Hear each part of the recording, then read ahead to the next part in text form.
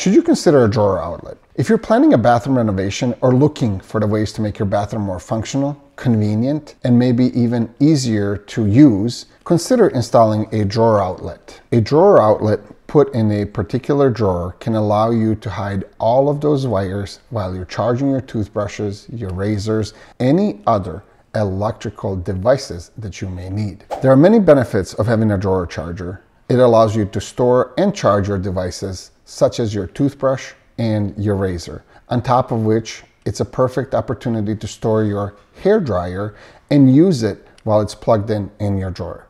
A drawer outlet can help you keep all the cords away and keep everything away from water. On top of that, it's aesthetically pleasing and it's a good way and stylish way to keep your devices in a drawer. If you're considering installing a drawer outlet, be sure to choose a high quality product with a reputable manufacturer and follow the manufacturer install instructions and installation use.